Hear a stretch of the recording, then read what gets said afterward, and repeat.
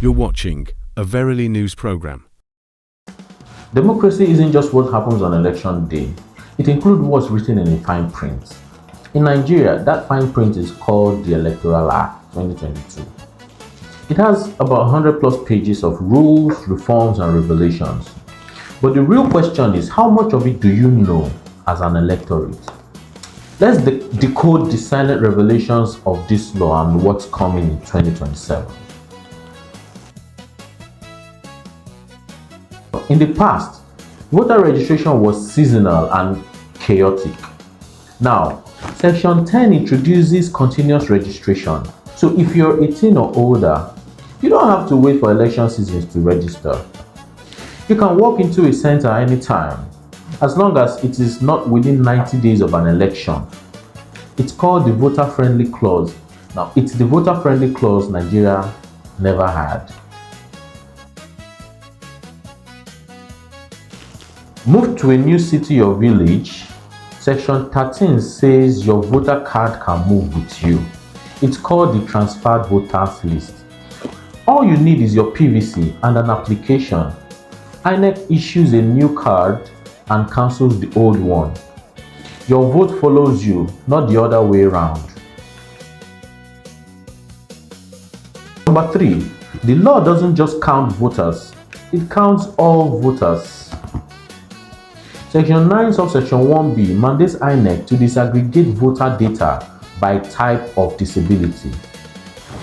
While Section 54 ensures that PWDs, that's persons with disabilities, can vote with help with assistant tools like Braille, sign language, and even a trusted aid. Inclusivity isn't charity anymore, it's in the law. Now, Section 47 and 60 are game changers. They legalize BVAS, that's the bimodal voter accreditation system. So no BVAS, no accreditation. No accreditation, no voting. No uploading to INEC's electronic portal, no result. It's Nigeria's boldest move yet against ballot-box stuffing. Now, number 5 is overvoting used to mean more votes than registered voters. Now, it's more votes than accredited voters. Section 51 subsection 2 makes this official, and if it happens, that polling unit's results is automatically cancelled, unless INEC proves it doesn't affect the outcome of that election. Now, the goal is to kill vote inflation before it even starts. Number 6, Section 65 gives INEC surgical powers. If any result looks manipulated, if there is violence or vote tampering, INEC can actually cancel, correct, or withhold results before the courts even get involved. Now, it's the watchdog clause that makes rigging quite risky.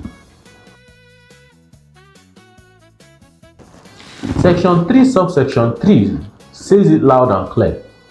INEC must receive its election funds at least 1 year before general elections. No more last-minute funding games.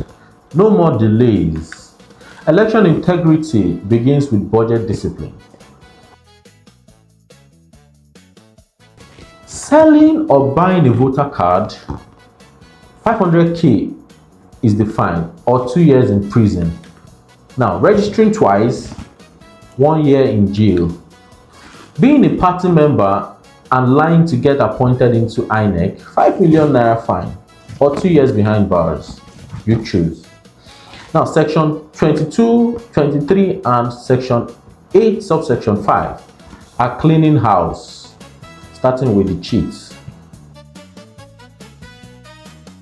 The 2022 Electoral Act was just the beginning. Now, ahead of the 2027 elections, new amendments are on the table. Same-day elections for president, governors, senators, and representatives, 1 ballot, and 1 date. Shorter campaign periods to curb endless politicking. Diaspora voting, early voting for INEC staff and security agents. Digital PVCs, downloadable from your phone. and even special seats for women and persons with disabilities. INEC also wants to establish two new agencies, an Electoral Offences Commission and a Political Parties Regulatory Agency. Now, what's the goal? INEC focuses on elections, others handle punishment and party discipline.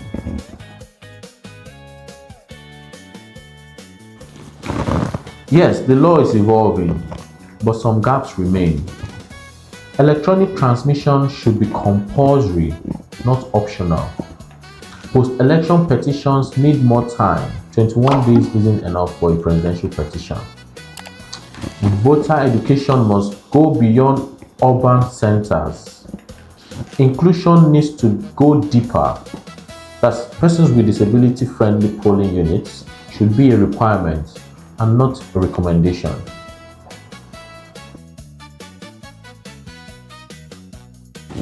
Now, finally, laws don't just protect votes, they protect democracy. The Electoral Act is not perfect, but for a nation where the ballot has often been a battlefield, it's a bold step forward. Because in 2027, Nigeria won't just choose leaders, it will test its laws, and the world will be watching. Thank you.